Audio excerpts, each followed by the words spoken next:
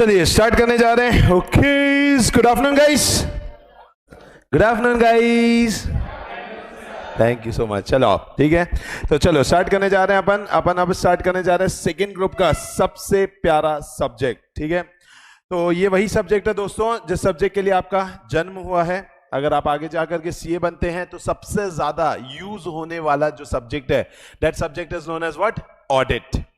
Audit and assurance बहुत ही प्यारा सब्जेक्ट है, मात्र 100 नंबर का ओनली। ठीक है, तो 100 नंबर का छोटा सा सब्जेक्ट है। ये सब्जेक्ट के अंतर्गत अच्छी बात यह है कि इसमें भी मल्टीपल चॉइस क्वेश्चंस है 30 मार्क्स के। तो अगेन मल्टीपल चॉइस क्वेश्चंस तो अपन पूरे अंदर करने ही वाले हैं। 30 में से 30 है, 30 में से 28, 29, 30 का टारगेट है अपना। और अब बचेगा 70 की वर्किंग।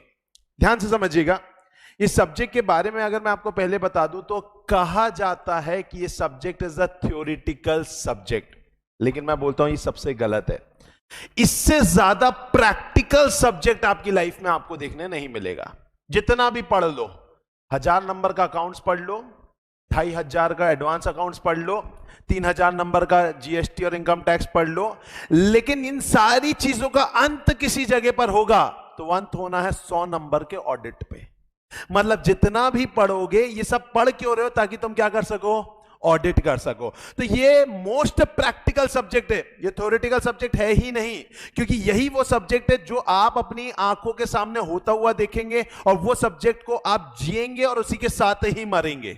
अकाउंट्स आपको कभी नहीं बनाना पड़ेगा। Yes, being a chartered accountant you don't need to prepare accounts. मुनीम नहीं हो, सीए हो।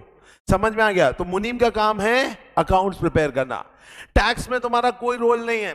समझ में आ रहा है? अगर सीए बन करके सबसे ज्यादा कुछ करने को मिलेगा तो वो मिलेगा आपको ऑडिट करने। तो ये सब्जेक्ट को आपको अपनी जान बनाना पड़ेगा। और अगर ये सब्जेक्ट है ऑडिट और इसी के साथ ही जुड़ गया तुम्हारा ईआईएस, जो सुबह अपन ने पढ़ा, इंफॉर्मेशन सिस्टम वाला, इन दोनों को जोड़ करके देखो तो बनता है आईएसए, इंफॉर्मेशन सिस्टम ऑडिट। और इसकी बहुत कीमत है। आरबीआई एक क्वार्टर का इंफॉर्मेशन सिस्टम ऑडिट का 75 लाख रुपए देती है। क्वार्टर समझता है? क्वार्टर 3 महीना छोड़ो, तो कितना होता है? 3 महीना। तो अगर हम बात करें तो एक क्वार्टर का 75 लाख रुपए देती है। तो यही है इंफॉर्मेशन सिस्टम ऑडिट। मतलब ईआईएस से प्यार किया और ऑडिट को जान बनाया।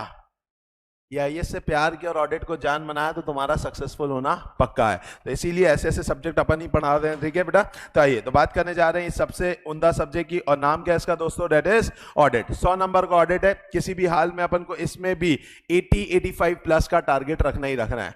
ऑडिट के अंतर्गत अगर आपके सीनियर ये बोलते हैं कि मार्क्स नहीं आते तो सिर्फ एक ही कारण है, उसके अलावा कोई कारण नहीं, और वो कारण है कि वोकैबुलरी तैयार नहीं है।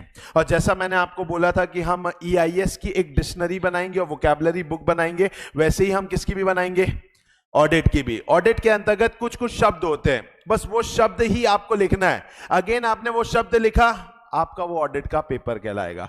सबसे आसान होता है, मैं आपको बता रहा हूं, आई कैन बेट ऑडिट का पेपर शायद आपका 3 घंटे पहले खत्म हो जाएगा। कोई टेंशन नहीं है। ऐसा देखा है मैंने पास्ट रिकॉर्ड में, बच्चा 2.5 घंटे में, 2.25 घंटे में खत्म कर देता है। लेकिन कई बार मार्क्स उतने अच्छे नहीं आते जितना वो कॉन्फिडेंटली खत्म करके आता है। अगेन उसका कारण क्या होता है? उसकी वोकैब। तो इसमें अपन को पूरा प्योर ध्यान देना है टर्मोलॉजीज के ऊपर। कंसेप्चुअल वाइज मेरे से ज्यादा आप बोलोगे इस क्लास में, आई कैन गारंटी यू कि अपना बेस इतना अच्छा तैयार हो जाएगा ना कि अपकमिंग क्लासेस में आप ज्यादा बोलोगे, मैं कम बोलूंगा, क्योंकि ऑब्वियस बात है आपके दिमाग को मैं ऐसा ट्रेन करवा दूंगा कि आप ऑडिट कर रहे हो। समझ में आया? पक्का?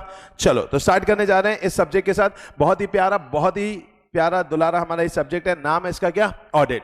अब बात करते हैं साहब, ये ऑडिट क्या होता है? ऑडिट का मतलब होता है चेक करना। क्या करना? चेक करना। सर किसको चेक करना? फाइनेंशियल स्टेटमेंट्स को। किसको चेक करना दोस्तों? फाइनेंशियल स्टेटमेंट्स को। क्या मैं जान सकता हूं what do you mean by financial statements? क्या होती है? Okay, it's trading, okay, it's P&L, okay, it's balance sheet, okay, it's cash flow statements, और क्या होती है? Notes to account. मतलब अगर अपन बात करें फाइनेंशियल स्टेटमेंट की, तो फाइनेंशियल स्टेटमेंट मतलब कि इतनी सारी चीजें, ट्रेडिंग बोलो, पीएनएल बोलो, बैलेंस शीट बोलो, कैश फ्लो स्टेटमेंट बोलो, नोट्स टू अकाउंट्स बोलो, इन सारी चीजों को एक साथ बोलोगे तो क्या कहलाता है? वो फाइनेंशियल स्टेटमेंट्स।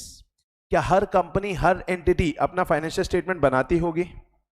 हाँ या ना? हाँ। क्या रिलायंस से भी बनाया होगा? हाँ। ये देख रहे हो फाइनेंशियल स्टेटमेंट दिख रहा है आपको, balance sheet, statement of PNL, statement of change in equity, cash flow statement, notes to accounts, ये सब क्या है? रिलायंस की फाइनेंशियल स्टेटमेंट। आप देख रहे हो रिलायंस का ही मैंने वहां पे वेबसाइट खोल रखा है, तो ये रिलायंस की क्या है? Financial statement. तो हर ये फाइनेंशियल स्टेटमेंट को चेक करने का जो भी काम होता है उसे अपन क्या बोलते हैं? ऑडिट। क्या बोलते हैं? ऑडिट। और ऑडिट कौन करता है? ऑडिटर। कौन करता है? Auditor. Sir who is auditor? Auditor माने सीए, माने सीए, हैविंग सीओपी, हैविंग और बेटा सीओपी, मतलब जो भी ऑडिट करेगा वो हमेशा और हमेशा कोई चार्टेड अकाउंटेंट ही करेगा, और वो चार्टेड अकाउंटेंट के पास सर्टिफिकेट ऑफ प्रैक्टिस होना चाहिए।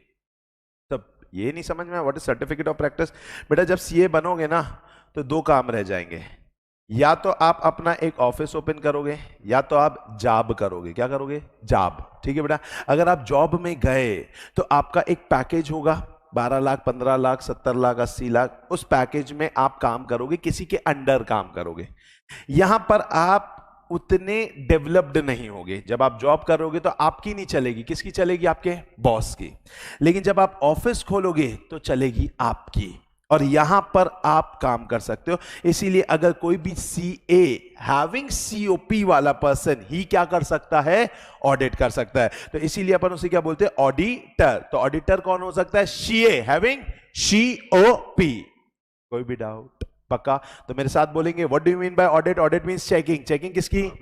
फाइनेंशियल स्टेटमेंट की। What is financial statement? Trading, PNL, balance sheet, cash flow statement और नोट्स टू अकाउंट्स। और इसको करता कौन है? ऑडिटर। ऑडिटर माने सीए हैविंग सीओपी। अब बड़ा सवाल, व्हाई? क्यों कर रहा है ऑडिट अपना? क्यों चेक कर रहा हूं फाइनेंशियल स्टेटमेंट? मेरा ट्रेडिंग, मेरा पीएनएल, मेरी बैलेंस शीट मैंने बनाई, अपने शुद्ध हाथों से बनाई। अब आप मुझे बताइए कि मैं आपसे क्यों चेक कर रहा हूं? Why must Reliance अपनी फाइनेंशियल स्टेटमेंट को चेक कराए किसी अनजान इंसान से? क्यों? हाथ उठा के। हाँ very good, very good. Share holder को कुछ इंफॉर्मेशन चाहिए होती है जो फाइनेंशियल स्टेटमेंट से मिलती है। Very good. और payment of tax, government, Modi ji tax tax tax, ठीक है, तो मोदी जी को चाहिए टैक्स। ओके। और हाँ ओके, बैंक से लोन लेना है। Very good. मतलब कहीं ना कहीं आप ये बोलना चाहते हैं कि सर वो जो फाइनेंशियल स्टेटमेंट होती है ना उस पर बहुत सारे लोगों का ध्यान रहता है। आज शेयर होल्डर को डिविडेंड चाहिए है, डिविडेंड, हाँ, तो शेयर होल्डर को डिविडेंड चाहिए तो वो देखता है भाई प्रॉफिट सही है कि नहीं है, इस प्रॉफिट के आधार पर हमें डिविडेंड चाहिए। अच्छा, मोदी जी को टैक्स चाहिए तो अपन टैक्स की चोरी ऐसे कर सकते हैं कि अपना प्रॉफिट कम दिखाएं, तो मोदी जी को चाहिए कि भाई इन लोग ने प्रॉफिट सही दिखाया है कि नहीं दिखाया है। अच्छा, बैंक के पास गए, बैंक से बोला कि बैंक लोन दो, बैंक लोन ऐसे दे देगी क्या? नहीं, बैंक आपसे पूछेगी कि क्या लौटा पाओगे? मैं बोलता हूं हाँ मम्मी कसम लौटा दूंगा। तो क्या ऐसा चलेगा क्या? नहीं, वो हमसे क्या मांगेगा? फाइनेंशियल स्टेटमेंट्स की बताओ तुम्हारा टर्नओवर कितना है, प्रॉफिट कितना है, कैश कितना है, एसेट कितनी है, उसकी दम पे हम मुझे क्या देगा? लोन देगा। मतलब मेरे अलावा रिलायंस इंडस्ट्रीज के मैनेजमेंट के अलावा ऐसे बहुत सारे लोग होते हैं जो किस पर फोकस करते हैं? फाइनेंशियल स्टेटमेंट्स पर, और जिसकी दम पे वो लोग क्या लेते हैं? डिसीजन। और वो डिसीजन सही हो इसके लिए फाइनेंशियल स्टेटमेंट का सही होना जरूरी है, और इसीलिए क्या कराया जाता है? इसका ऑडिट। समझ में आया? पक्का? आइए देखते हैं एक बार statement of PN, profit and loss. मैंने खोला रिलायंस का ये प्रॉफिट एंड लॉस खोला है आपके सामने, क्या आपको दिख रहा है? अरे बोलना। हाँ वेरी गुड। आइए अब आप मुझे बताइए, यहां पर आपको दिख रहा है प्रॉफिट एंड लॉस रिलायंस का। मैं जानना चाहता हूं यहां पर टोटल इनकम दिख रही है आपको 2,73,750 ओनली, ठीक है, 2,73,750 करोड़, ठीक है। और यहां पर दिख रही है 2015-16, मैंने थोड़ा पुराना निकाला है, 2015-16 में 2,59,000 करोड़ दिख रही है, 2016-17 में 2,73,000 करोड़ दिख रही है। मैं जानना चाहता हूं मेरे पास पैसा है और मैं रिलायंस में पैसा लगाना चाहता हूं, क्या लगाऊं कि नहीं लगाऊं? लगाऊं कि नहीं लगाऊं? बताइए। अरे पैसे की कमी नहीं है, टेंशन मत लो, बताओ लगाऊं कि नहीं लगाऊं? इतना देख करके क्या लग रहा है? लगा देना चाहिए। कैसे लगा? ये लगा देना चाहिए क्योंकि बढ़ रहा है यार। 2,60,000 करोड़ का टर्नओवर था, अब 2,73,000 करोड़ का। 13,000 करोड़ की बढ़ोतरी है। ढोकलो, समझ में आ रहा है? कोई 13,000 करोड़ समझता है? 13,000 उसके बाद 7 जीरो और, समझ में आया? तो इतना इनकी टर्नओवर में बढ़ोतरी है, तो अच्छी बात है ना। ऐसी कंपनी में तो लगाना चाहिए। तो ऑब्वियस सी बात है, ऐसी कंपनी में लगाना चाहिए। तो ये डिसीजन कि मैं लगाऊं कि नहीं लगाऊं, किसकी मदद से लिया? फाइनेंशियल स्टेटमेंट की मदद से लिया। क्या आपको ये बात समझ में आई? पक्का? अच्छे से। चलो, अब ये एक और है हमारे बीच में, रिलायंस की एक और। ये आपके सामने क्या है? 2017-18 की अब मैंने लिया है। आइए देखते हैं क्या बोलता है ये 2017-18। ठीक है, कहाँ चला गया? ट्रेडिंग नहीं, ये तो गलत है। फाइनेंशियल स्टेटमेंट ये रहा। आप मुझे बताएंगे, अब अगर देखा जाए तो मुझे बताइए, 16-17 में 2,73,000 करोड़, ये दिख क्यों नहीं रहा? नहीं ना? दिख रहा है? नहीं ना? कुछ तो भी गड़बड़ हो गया।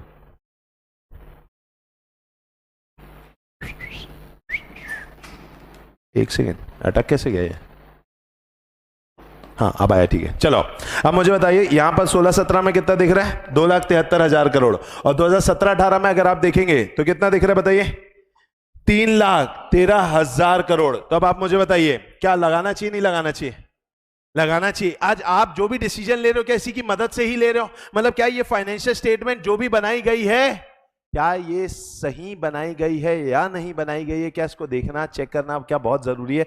Answer is yes. और इसीलिए ही ऑडिट कराया जाता है। तो ऑडिट का मतलब होता है चेक करना, किसका? फाइनेंशियल स्टेटमेंट का। और फाइनेंशियल स्टेटमेंट का क्यों चेकिंग होता है? क्योंकि उस पर बहुत सारे लोग क्या करते हैं, उस पर डिसीजन लेने में अपने आप को रिलाय कराते हैं। तो वो इंफॉर्मेशन एक्यूरेट है या नहीं है, उसकी चेकिंग हमें कराना अनिवार्य है।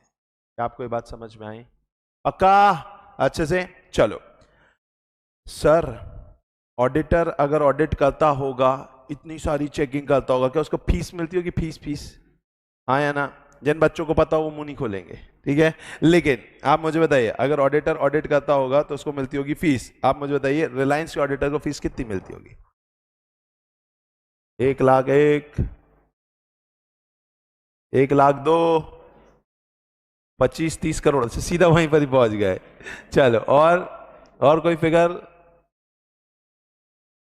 पक्का? कुछ तो बोलो। 5 लाख, 10 लाख, कुछ तो बोली लगाओ। कितनी? 10 लाख। 10 लाख 1, 10 लाख 2, खत्म। 10 लाख 3 का तो क्या? 25 करोड़। कितनी मिलती है? दिख रहा है? पेमेंट टू ऑडिटर 2016-17 नीचे दिख रहा है 23 करोड़। और 2015-16 में मिलती थी कितनी? 25 करोड़। आपको दिख रही है? तो आपको दिख रहा है 15-16 में फिगर था 25 करोड़, फिर यहाँ पे कितना हो गया? 23 करोड़। ठीक है, तो ऑब्वियसली बात है कुछ कुछ फीस ऊपर नीचे होती है। तो आप ये समझ सकते हैं कि यहां पर आप देख रहे हो इतनी महंगी फीस है। किसकी फीस है बताइए? ऑडिटर की। अब ऑडिटर की इतनी महंगी फीस है, मतलब ऑडिटर जब ऑडिट करता होगा तो ये मजाक नहीं है। पहली चीज तो मतलब ऑडिट सब्जेक्ट को आप मजाक में ट्रीट नहीं कर सकते कि ठीक है इट्स ओके। अगर इतना ही मजाक होता तो 25 करोड़ का मजाक नहीं होता, पहली चीज। और दूसरी चीज ये समझ लीजिए कि आप अपने प्रोफेशन की आबरू, इज्जत, महिमा, गरिमा को पहचान लो।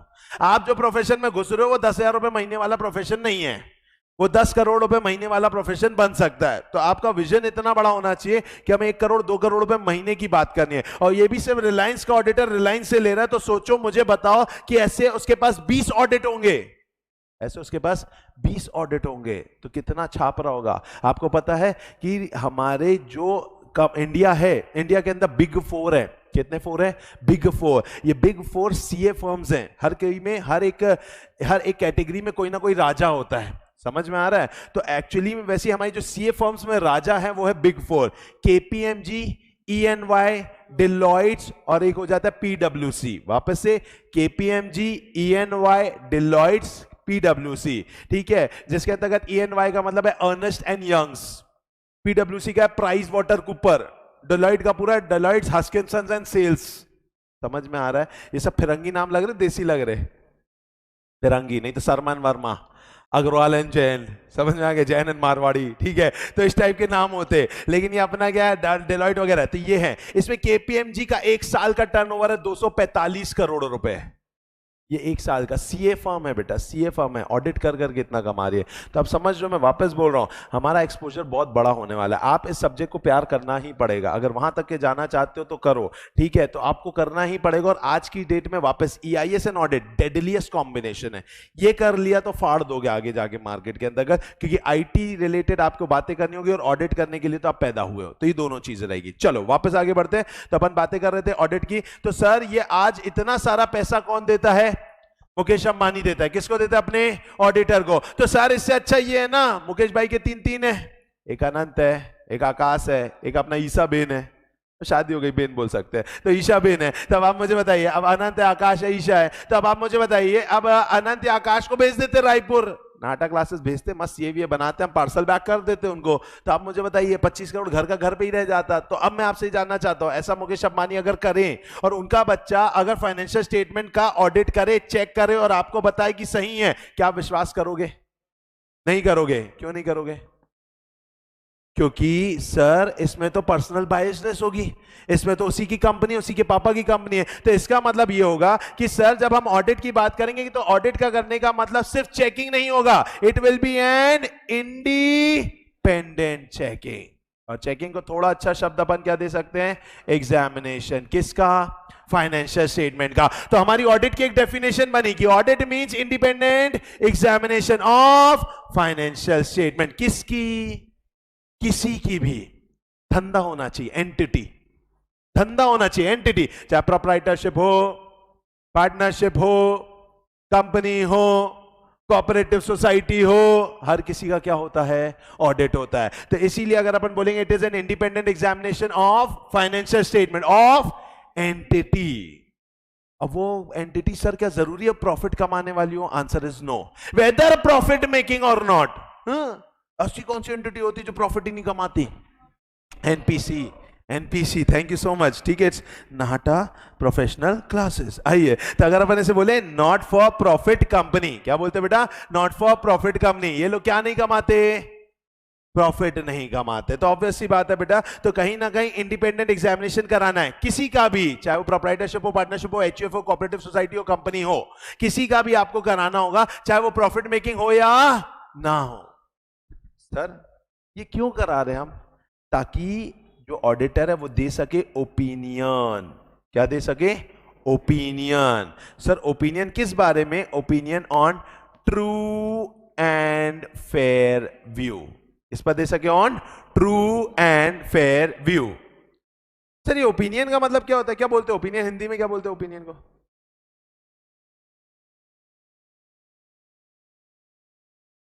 एक वर्ड लिखा मैंने, जजमेंट।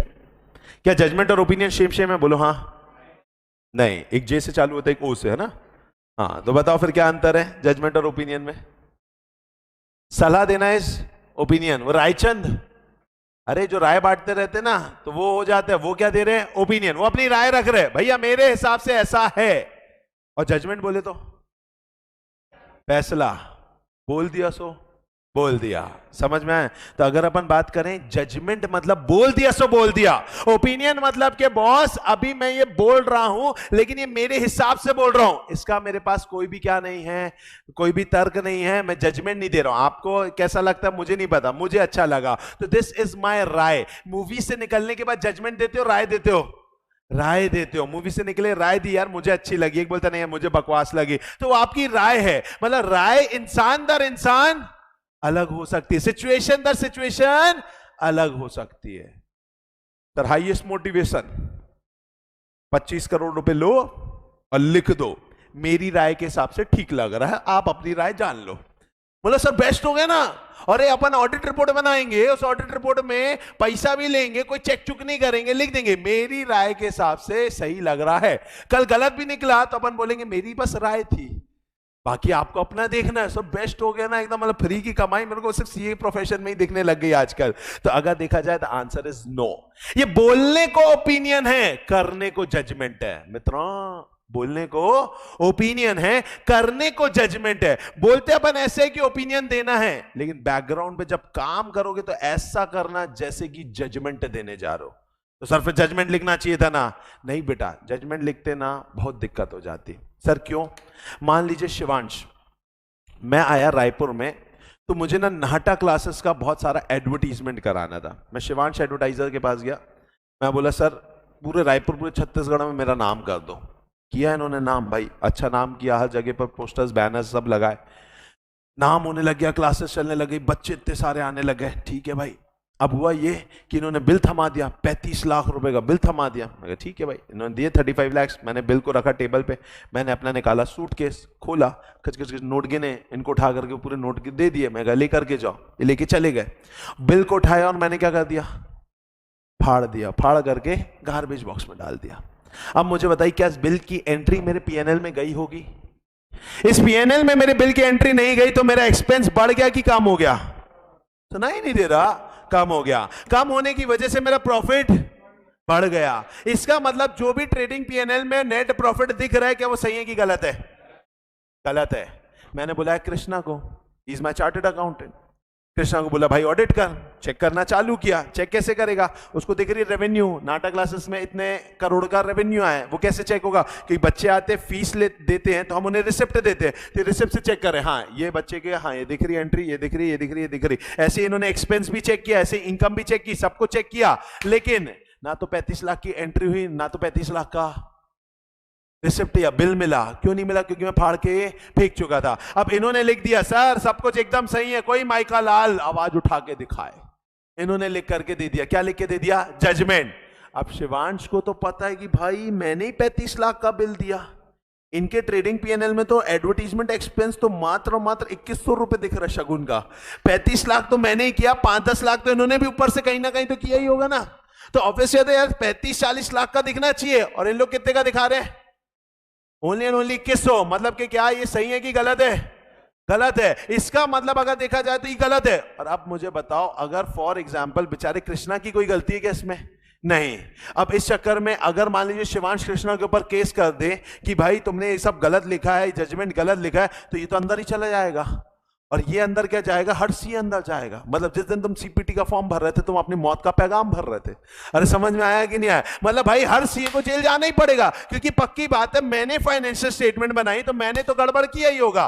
और तुम चेकिंग में नहीं पकड़ पाओगे और लिख दोगे कोई माइका लाल आवाज उठा के दिखाए, तो ऐसे में तो फंस ही जाओगे। बचाने के लिए उस समय आईसीएआई ने तुम्हारे लिए रखा है ओपिनियन। आईसीएआई अपने मेंबर से बड़ा प्यार करती है, स्टूडेंट्स का नहीं पता मेरे को, लेकिन मेंबर से खूब प्यार करती है। आपको तुरंत कभी भी अंदर जाने नहीं देगी। तो इसीलिए उन्होंने वर्ड लिख दिया ओपिनियन। कल के दिन कुछ भी होगा ना तो तुम्हें बोलेंगे भैया ओपिनियन लिखा था, राय लिखी थी, वो गलती हो गई हमारे मेंबर से, उसने राय के हिसाब से जवाब दिया भले ही। लेकिन ये भी बोलता है आईसीआई कि बेटा काम करो तो जजमेंट जैसा, इसका कोई नाजायज फायदा उठाना नहीं है। तो इसीलिए वर्ड लिखा है ओपिनियन, काम किसके जैसा होगा? जजमेंट के जैसा। लेकिन जब भी अपन डेफिनेशन बोलेंगे तो अपन वर्ड क्या लिखेंगे? जजमेंट की ओपिनियन? ओपिनियन। मैं आपको शब्दों की महिमा बता रहा हूं। आप कुछ भी कहीं पर भी लिख देते हो, सोचते हो कि ऑडिट का पेपर लिख के आ गए, तो नहीं होता। इसीलिए मैं ओपिनियन जैसे शब्दों को भी इतना अंदर तक बता रहा हूं। यही कंसेप्चुअल डेप्थनेस के साथ होगी। मैं लिखित दे सकता हूं, ऑडिट को लर्न करके जाओगे फेल हो जाओगे, मैं लिखित दे सकता हूं। कंसेप्चुअल मेरे साथ रहोगे, मैं गारंटी दे सकता हूं पढ़ के भी नहीं जाओगे तो भी पेपर अटेम्प्ट करके आओगे। बस आपके लिए लर्निंग एस्पेक्ट यही रहेगा कि बेटा टर्मिनोलॉजीज दिमाग में होनी चाहिए, बस यही एक चीज है। अगर ऑडिट आज की डेट में, अभी का जो पेपर का ट्रेंड है वो बहुत ज्यादा कंसेप्चुअल है। मतलब अगर ऑडिट में आपने सोचा कि यार लर्न ही करना है, लर्न कर लेंगे, लाइन बाय लाइन रट लेंगे, हमारा रटन विद्या अच्छी है, मैं गारंटी दे रहा हूं फेल हो जाओगे। मैं गारंटी ही दे रहा हूं आपको, क्योंकि अभी के जितने पेपर मैंने बैक टू बैक नए वाले देखे, टोटल कंसेप्चुअल। एमसीक्यू में भी उठने नहीं दे रहा है। मतलब एमसीक्यू में अपन जो 30 में से 30 का प्लान कर रहे हैं, अगर कंसेप्ट स्ट्रांग नहीं हुआ तो 30 में से 10, 5, 6 इतने ही आएंगे। समझ में आ रहा है? तो इसलिए मेरे साथ जुड़े रहना। एक एक बात जो बोल रहा हूं, मेरे मुंह से निकली हुई एक एक बात बहुत इंपॉर्टेंट है। कोई भी बात अपन फालतू वाली नहीं करेंगे, टाइम पास के लिए नहीं करेंगे। वैसे कंस्ट्रेन है अपने पास टाइम का, एक पर्टिकुलर आवर्स में अपन को क्लासेस कंप्लीट करनी with question bank, summary, revision, test, advance test, बहुत कुछ प्लान्ड है। तो इसीलिए जो भी रहेगा बहुत ज्यादा इंपॉर्टेंट रहेगा। ठीक है? तो अपना यहाँ पर अपन को खोना नहीं है अपन को। ठीक है? आ जाओ, वापस आ जाओ बेटा। अपन बात किसकी कर रहे हैं? ऑडिट की। ऑडिट का मतलब क्या होता है? Independent examination. किसका? फाइनेंशियल स्टेटमेंट किसकी? Of any entity, whether profit making और not, in order to express opinion. और ओपिनियन किस पर देना मित्रों? On true and fair view. Sir अब ये ट्रू एंड फेयर व्यू क्या होता है? बेटा इसकी भी अपनी महिमा है। आप इसे करेक्ट एंड राइट नहीं लिख सकते, समझ में आएगी? राइट एंड करेक्ट, या फिर आपने कुछ और ही शब्द लिख दिया तो ऐसा नहीं, आपको लिखना होगा true and fair. Sir true and fair का मतलब क्या है? ट्रू एंड फेयर का मतलब होता है तीन चीजें, PRD। कितनी चीजें? PRD, where P stands for policy, R stands for regulation and D stands for disclosure. क्या क्या है? Policy, regulation, disclosure. पॉलिसी मतलब कि अपनी अकाउंटिंग पॉलिसी। कभी सुने accounting standards? Accounting standard AS 1 2 3 4, ऐसे AS 10 का ही सुना होगा। किसके ऊपर है? फिक्स्ड एसेट मतलब डेप्रिसिएशन। पहले AS 6 हुआ करता था, अब हो गया AS 10। चलो इतना नहीं भी आइडिया हो चलेगा, लेकिन मुझे बताओ इतना तो पता है डेप्रिसिएशन के दो मेथड है, एक है W और एक है SLM। इन्हीं में से एक ही यूज कर सकता हूं। अच्छा, मैंने अगर पॉलिसी की बात करूं तो बोला जाता है जो पॉलिसी होनी चाहिए वो होनी चाहिए एक्सेप्टेबल। कैसी होनी चाहिए? एक्सेप्टेबल। और कंसिस्टेंट। कैसी होनी चाहिए? कंसिस्टेंट। तो बोला जा रहा है जो भी पॉलिसी होनी चाहिए वो एक्सेप्टेबल होनी चाहिए और कंसिस्टेंट होनी चाहिए। मतलब सोचो मैंने अपने घर पे बुलाया एक दिन WTV को और एक दिन बुलाया SLM को, दोनों को मारा, जोड़ा, और जोड़ करके मैंने क्या बनाया? WDSL।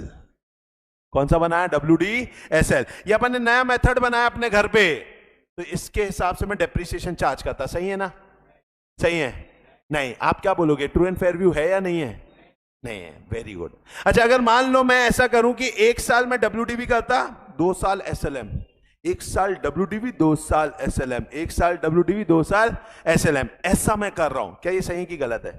गलत है। कभी अकाउंट्स में ऐसा सवाल किया है आपने जिसके अंतर्गत आपको चेंज इन डेप्रिसिएशन मेथड आया हो और आपको उसके लिए पिछले साल को भी क्या देना पड़ा होगा? इफेक्ट देना पड़ा होगा, पीछे से इफेक्ट देना पड़ता है। वो पीछे से इफेक्ट क्यों देना पड़ता है पता है? क्योंकि वहां पे अपन को मैटर क्या करती है? कंसिस्टेंसी। तो जो भी अकाउंटिंग पॉलिसी होनी चाहिए वो दोनों होनी चाहिए। क्या क्या होनी चाहिए? एक्सेप्टेबल भी होनी चाहिए और कंसिस्टेंट भी होनी चाहिए। अगर एक्सेप्टेबल एंड कंसिस्टेंट दोनों है तो ट्रू एंड फेयर व्यू है, अदरवाइज नहीं है। Getting up my point? Simple. अच्छा, रेगुलेशन दो प्रकार के होते हैं, एक होता है इंटरनल और एक होता है एक्सटर्नल। इंटरनल मतलब जो आप खुद बनाते हो।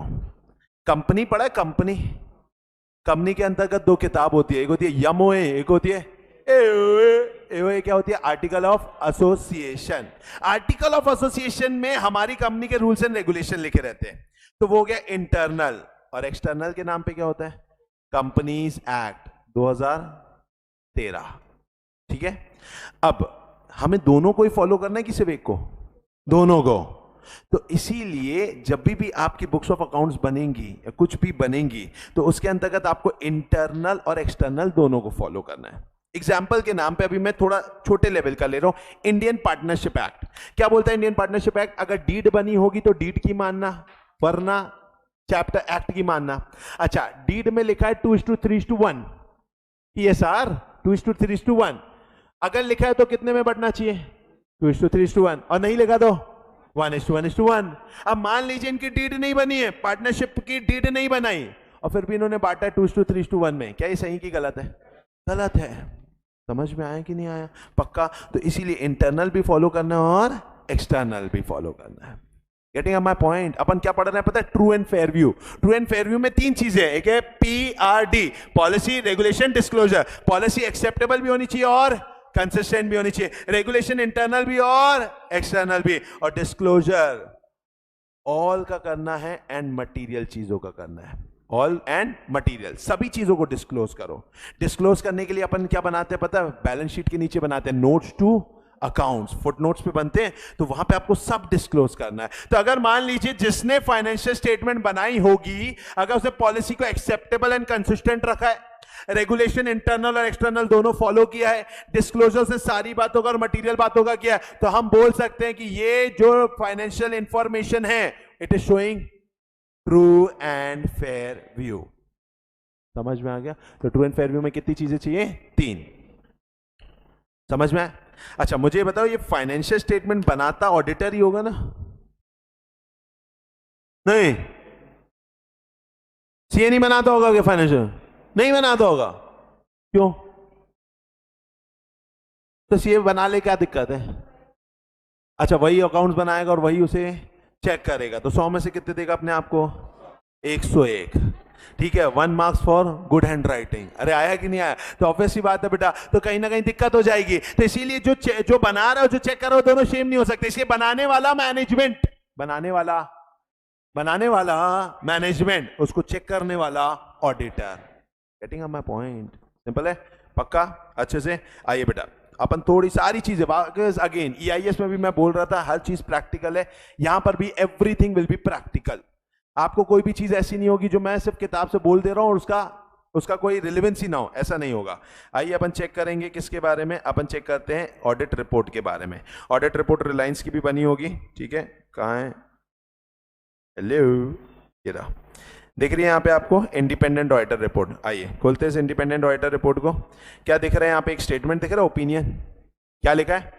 In our opinion and to the best of our information and according to the explanation given to us, the aforesaid financial statement give information required by the act in the manner so required gives a true and fair view. क्या आपको दिख रहा है? ये यहां पर भी यही लिखा है। उसे लिखा क्या राइट एंड करेक्ट? नहीं, उसे लिखा ट्रू एंड फेयर व्यू। इज्जत समझो, इन शब्दों की इज्जत है। कॉर्पोरेट लेवल डिलॉइट जैसे लोग भी यही लिख रहे हैं, क्योंकि वाकई में यही लिखना, यही स्टैंडर्ड है। फिर क्या लिखा? In conformity with the accounting principle generally accepted of the companies of affair and PNL, total cash flow, changes in equity etcetera. आप समझ लो, तो ये सब लिखना पड़ता है। और ये लिख करके देखो लास्ट में साइन कितने लोगों ने किया? 3 लोगों ने। दिख रहा है आपको? बड़ी बड़ी 3 फर्म है, Chaturvedi Shah and company, Deloitte, Haskins and Sells और राजेंद्रन कंपनी। तो समझ में आ रहा है? पक्का? तो 3 लोगों ने इनका क्या किया? ऑडिट। ये जो है, ये है इनका नोट्स टू अकाउंट्स। दिख रहा है आपको? नोट्स टू अकाउंट्स पूरा देखो, हर एक चीज लिखी है इन्होंने, पूरी कॉर्पोरेट इंफॉर्मेशन, अकाउंटिंग पॉलिसी के बारे में बताया। देखो सिग्निफिकेंट अकाउंटिंग पॉलिसी, हमने कहां पर कौन सी अकाउंटिंग पॉलिसी को यूज किया है, ठीक है? प्रॉपर्टी प्लांट एंड इक्विपमेंट पर हमने क्या यूज किया है, एक एक चीज इन्होंने लिख करके दिया है, क्योंकि लिखना पड़ेगा, बिकॉज डिस्क्लोजर है, ऑल करना एंड मटेरियल, हर चीज को आपको डिस्क्लोज करना पड़ेगा। नहीं करोगे तो ऑडिटर लिख देगा कि भैया मेरे ओपिनियन के हिसाब से ट्रू एंड फेयर व्यू नहीं है। और अगर एक ऑडिटर का ओपिनियन खराब गया, तुम्हारी कंपनी गई, कोई नहीं बचा सकता। शेयर मार्केट में इतना बुरा फॉल आएगा ना, सिर्फ ऑडिटर के साइन के चक्कर में। रिलायंस इंडस्ट्रीज के ऑडिटर ने अभी, अनिल भाई वाली, अनिल भैया, अरे अपने एक मुकेश भी हैं, वो अलग है, अनिल भी अलग है। अनिल अंबानी की रिलायंस में ऑडिटर ने रिजाइन कर दिया, बोला मैं नहीं साइन करूंगा। इतनी वाहियात बनाई है इन लोगों ने। शेयर मार्केट दूसरे दिन बोल दिया, इतना सप्लाई जम के गिरा ना, रिलायंस ऐसा खच खच खच खच गिरता चला गया, सिर्फ ऑडिटर के इतने से स्टेटमेंट से कि भैया मैं साइन नहीं करूंगा। समझ, the power of auditor, sign off the signature का जो पावर है अपना, खतरनाक है। तो इसलिए समझो इस बात को, ठीक है? And it's only because of this subject हमारी इज्जत होती है। समझ में आ रहा है? तो इस सब्जेक्ट को भी हमें इज्जत देनी है। तो आ जाइए वापस से, अपन ने पढ़ना चालू किया दिया, किसके बारे में अपन ने पढ़ना चालू किया? ऑडिट के बारे में। मुझे बताएंगे ऑडिट का मतलब क्या होता है? चेकिंग करना। कैसी चेकिंग करना बताइए? इंडिपेंडेंट। तो क्या बोलते हैं? Audit is a independent examination of financial information, whether of any entity, whether profit making or not, in order to express opinion on true and fair view of financial statement। चलो बात करते हैं, सबसे पहले बोला गया इंडिपेंडेंट एंड सिस्टमैटिक। इसका मतलब क्या होता है? सिस्टमैटिक एंड इंडिपेंडेंट का मतलब क्या हुआ? मतलब भाई इंडिपेंडेंट मतलब अनबायस्ड होनी चाहिए, और सिस्टमैटिक मतलब प्रॉपर्ली प्लान्ड होनी चाहिए। तो audit must be conducted in a proper way, और auditor should be completely unbiased in his approach. दूसरा अच्छा शब्द आपको मिला फाइनेंशियल स्टेटमेंट। फाइनेंशियल स्टेटमेंट मतलब trading, PNL, balance sheet, cash flow statement, notes to accounts. और ये जो फाइनेंशियल स्टेटमेंट है ये कौन बनाता है? ऑडिटर। कौन? मैनेजमेंट। एंटिटी मतलब सिर्फ कंपनी नहीं, चाहे तुम कंपनी बोलो, प्रोप्राइटरशिप बोलो, पार्टनरशिप बोलो, ट्रस्ट बोलो, सब, चाहे वो प्रॉफिट मेकिंग हो या ना हो। ऐसी कौन सी कंपनी जो प्रॉफिट मेकिंग नहीं है? Section 8 company. Very good. Opinion देना है, जजमेंट नहीं देना है। और ओपिनियन किस पर देना? On true and fair view. True and fair view का मतलब क्या? पहला P stands for policies. Policies कैसी होनी चाहिए? Acceptable and consistent. दूसरा क्या होना चाहिए? Regulation as per relevant. Relevant मतलब इंटरनल भी और एक्सटर्नल भी, और साथ ही साथ ऑल एंड मटेरियल चीज होगा। आपको क्या करना पड़ेगा? डिस्क्लोजर। नहीं आया? अरे बोलो ना। आ गया? चलो फिर मुझे बताइए कौन करता है ऑडिट? ऑडिट कौन करता है? ऑडिटर। हाँ, ऑडिटर कौन होता है? CA. CA having COP। What is COP? Certificate of practice. कोई भी डाउट? अंदर गया ऑडिट का? अभी तो डेफिनेशन ही गया है, समझ में आ गया? अच्छा, फाइनेंशियल स्टेटमेंट जो है उसका ऑडिट क्यों कराना पड़ता है? क्योंकि there are many many many users of financial statement. Example पहला कौन दिख रहा है? ओनर। ओनर बोले तो मालिक, शेयर होल्डर, उसको देखना है ना जो प्रॉफिट मुझे दे रहे हैं सब कुछ सही है कि नहीं। दूसरा कौन है बताइए? मैनेजमेंट। अरे मुकेश भैया को भी तो देखना है मेरा ग्राफ कहां जा रहा है। तीसरा कौन है बताइए? एम्प्लॉय। एम्प्लॉय को ये देखना है कि क्या मैं सैलरी की और हाई डिमांड करूं या क्या मैं बोनस की डिमांड करूं, वो चीज हो गई। फिर कौन है? क्रेडिटर। क्रेडिटर मतलब जो हमें क्या देता है? उधार। तो वो हमारी क्या चेक करना चाहता है? Credit worthiness. फिर कौन है? गवर्नमेंट। गवर्नमेंट बोले तो टैक्स। अरे मोदी जी, ठीक है, तो ऑब्वियसली बात है उन्हें टैक्स चाहिए। And last but not least prospective investor. जैसा अभी अपन ने देखा कि मेरे पास पैसा है, मैं रिलायंस में डालूं कि नहीं डालूं, तो आपने बोला हाँ सर इतना करोड़ों रुपए का आया है, बढ़ोतरी आया है, तो अपन को तो डालना ही चाहिए। सब नोट्स में दिया है, कोई भी डाउट तो नहीं? फिक्स्ड है? पक्का? अभी आज का जो अपना डे है वो थोड़ा ऑडिट को स्ट्रॉन्ग करने में जाएगा। अब एक और बात मैं आपसे करना चाहता हूं। एक कंसेप्ट होता है अकाउंटिंग, एक कंसेप्ट होता है ऑडिटिंग। क्या दोनों सेम सेम है? नहीं। आप मुझे बताएंगे ऑडिटिंग और अकाउंटिंग के अंतर्गत क्या डिफरेंस है। पहले मैं पूछता हूं क्या बंद होता है तो क्या चालू होता है? ऑडिटिंग बंद होता है तो अकाउंटिंग, अकाउंटिंग बंद होता है तो ऑडिटिंग चालू होता है। ओके, ऑडिट का मतलब क्या होता है? चेकिंग ऑफ फाइनेंशियल स्टेटमेंट, मोटा माटी अपन बात करें। लेकिन अकाउंटिंग का मतलब होता है it is the art of classifying, summarizing the financial record and presenting it into form of financial statement. अरे ये कला है, अकाउंटिंग करना इज अ कला। It is art of classifying, summarising and recording the financial records in the financial statement. अच्छा, किसमें CA होना जरूरी है? ऑडिटिंग। और किसके अंदर कोई भी चलेगा? अकाउंटिंग। किसके अंतर्गत आप रिकॉर्डिंग करते हो? किसके अंदर चेकिंग करते हो? किसके अंतर्गत सिर्फ तुम्हें अकाउंट्स का ज्ञान होगा तो भी चलेगा? अकाउंटिंग। अरे अकाउंट्स में से वही चाहिए, debit what comes in, credit what goes out. लेकिन ऑडिटिंग के लिए तुमको कॉस्ट भी चाहिए, टैक्स भी चाहिए, EIS भी चाहिए, SM भी चाहिए, ऑडिट भी चाहिए, ऐसे भी चाहिए, सब चाहिए। तो हर सब्जेक्ट का अंत यहां होना है। तो ज्यादा वाइड कौन सा है? Accounting, auditing. और ज्यादा नैरो कौन सा है? अकाउंटिंग। अब मुझे बताओ, आपने कहीं AS सुना है? AS ये क्या होता है? Accounting standards. जैसे AS होते हैं वैसे ही SA होते हैं। जैसे AS होते हैं वैसे ही SA होते हैं। Sir what is SA? SA stands for standards on auditing. क्या बोलते हैं इसको? Standards on auditing. तो ऑडिट के लिए किसकी जरूरत है? स्टैंडर्ड्स ऑन ऑडिटिंग की। और AS की कहां जरूरत है? अकाउंटिंग। नहीं आयो? आ गया? पक्का? पटाख से रीड करो सामने।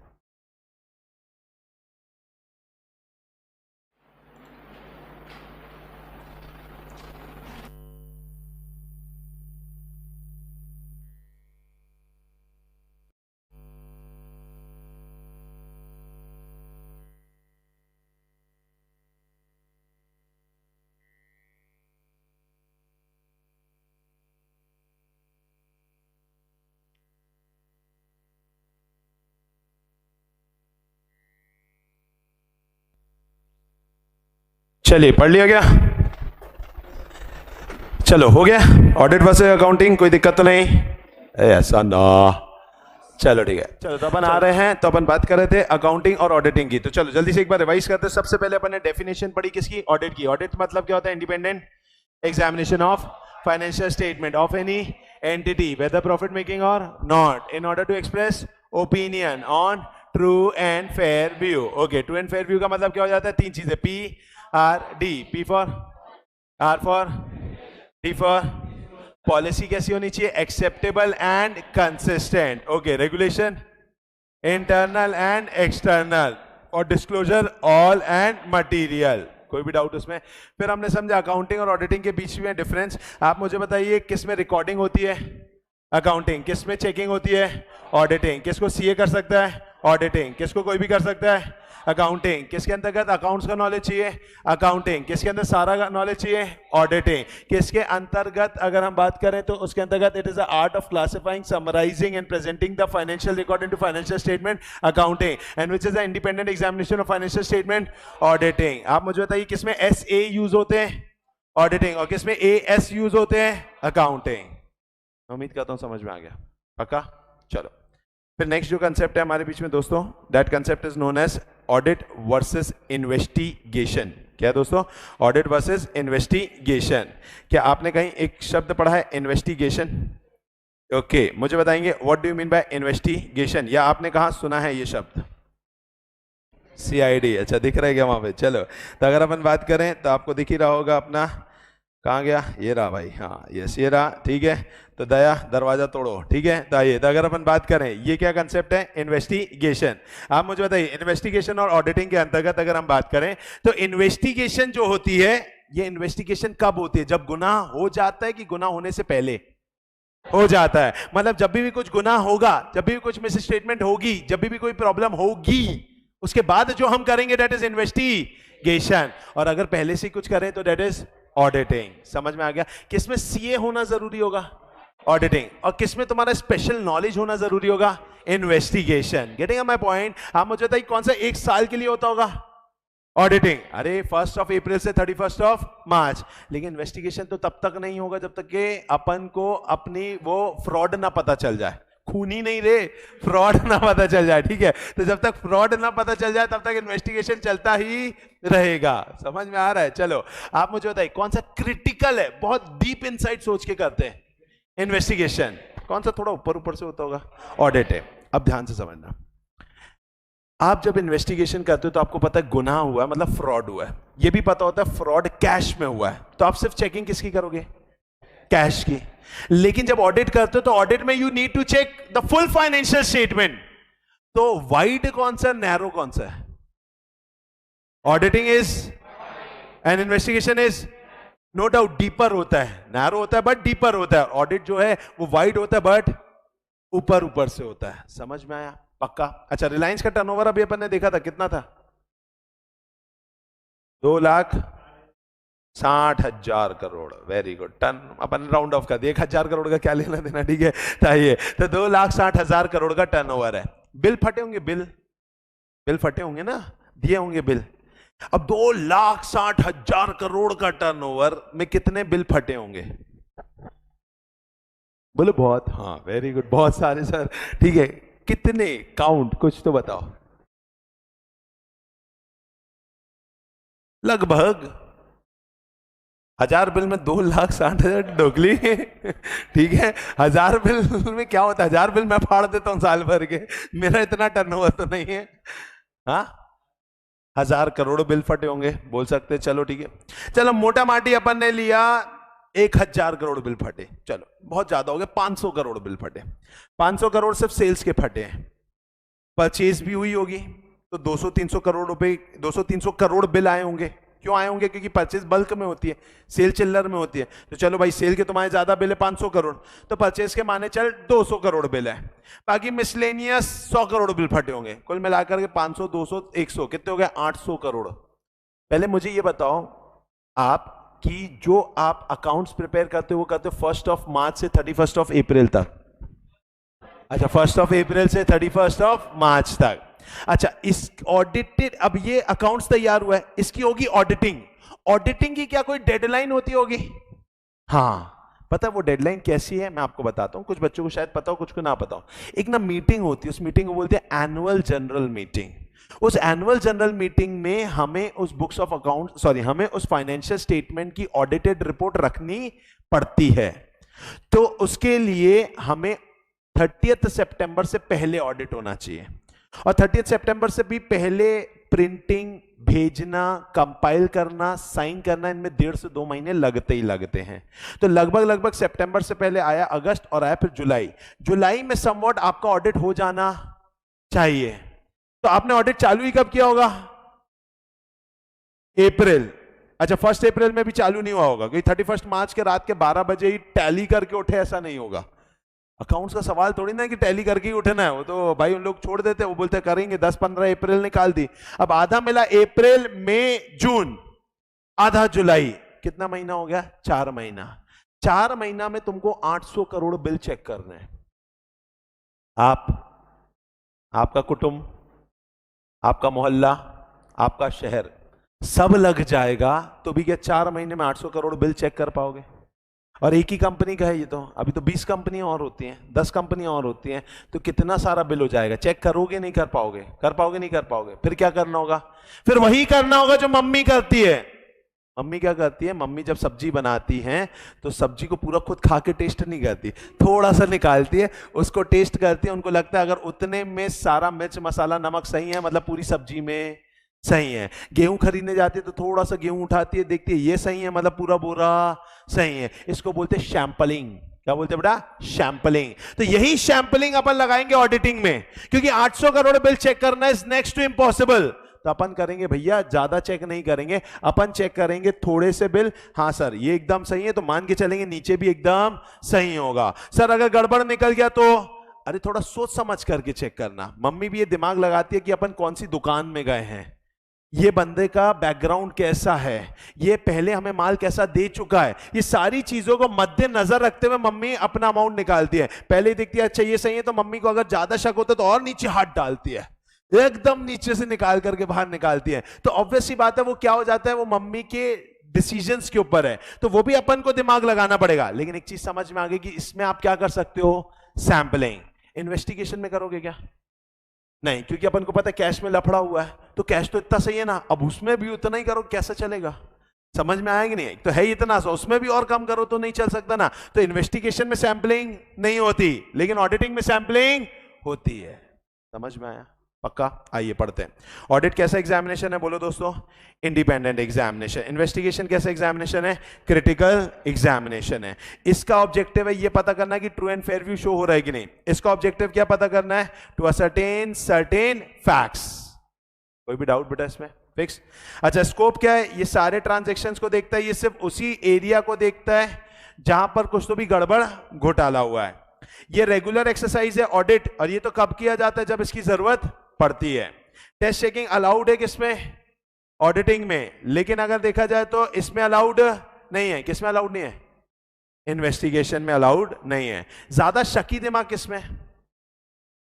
अरे कुछ दया, कुछ गड़बड़ है। कहां पे गड़बड़ है? इन्वेस्टिगेशन में। तो यहां वर्क सस्पिशियस होता है, यहां पे सस्पिशियस उतना नहीं होता है।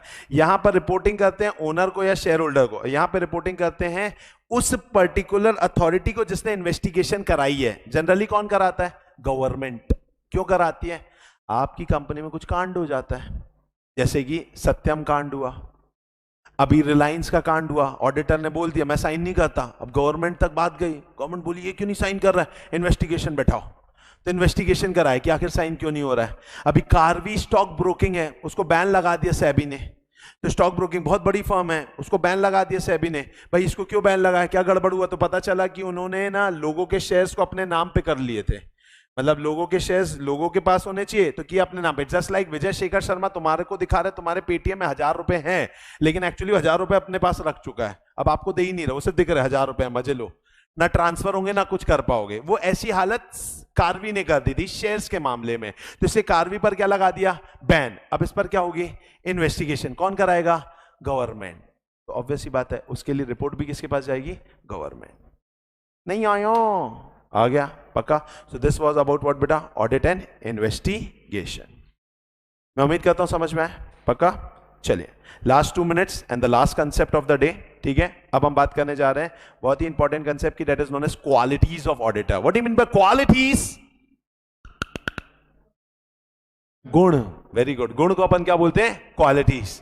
कोई भी ऑडिटर होता है, उस ऑडिटर के अंतर्गत 2 क्वालिटी होनी चाहिए। एक होती है टेक्निकल, एक होती है पर्सनल। एक होती है टेक्निकल, एक होती है पर्सनल। टेक्निकल क्वालिटी मतलब आपके पास उस पर्टिकुलर सब्जेक्ट का अच्छा नॉलेज होना चाहिए। एग्जाम्पल, आप अकाउंट्स पढ़ेंगे, आप लॉ पढ़ेंगे, टैक्स पढ़ेंगे, डीटी पढ़ेंगे, आईडीटी पढ़ेंगे, आपके पास इसका अच्छा नॉलेज होना चाहिए। तो that is known as what? Technical quality. तो हर ऑडिटर के पास अकाउंट्स का, लॉ ऑफ कॉन्ट्रैक्ट्स का, ऑडिटिंग का, डीटी आईडीटी, इनका क्या होना चाहिए? नॉलेज होना चाहिए। ये आपकी क्वालिटी है। दूसरी क्वालिटी होती है उसे अपन बोलते हैं पर्सनल। क्या बोलते हैं दोस्तों? पर्सनल। और ये वही गुण हैं जो गुण आपके अंदर नहीं है। Very good. जैसे कि पहला गुण इंटीग्रिटी। What is integrity? ईमानदारी। अपने जमीन में झांक के देखिए बेटा। तो पहला गुण जो आपको लाना पड़ेगा, सब्जेक्ट का ज्ञान मैं दे दूंगा, कुछ तो आपको भी करना पड़ेगा। तो आपको यही करना है। पहली चीज आपको अपने अंदर क्या लानी है बेटा? ईमानदारी। उसे क्या बोलते हैं? इंटीग्रिटी। दैट इज आपको अनबायस्ड रहना है, ईमानदार रहना है। दूसरी चीज ऑब्जेक्टिविटी, इसे बोलते हैं सिंसियरिटी। अपने ऑब्जेक्ट के प्रति सिंसियर रहना। आपका ऑब्जेक्ट है अच्छा ओपिनियन देना, तो you need to be sincere for that thing. This is known as what बेटा? Your objectivity. Communication skills. What is communication skills? बात करने का तरीका। आपको बहुत सारे लोगों से बात करना पड़ेगा, आपको बहुत सारे लेटर्स लिखने पड़ेंगे, कम्युनिकेशन करना पड़ेगा। तो आपके अंदर क्या होने चाहिए? कम्युनिकेशन स्किल्स होना चाहिए। समझ में आए? घर में जैसे बात कर रहे हैं वैसा बात नहीं करना है, ठीक है? काय, ठीक है, ऐसा करके नहीं, ठीक है? Next, professional judgement. क्या? Professional judgement. Sir what is professional judgement? अरे एक बार बोलो, सही बोलो।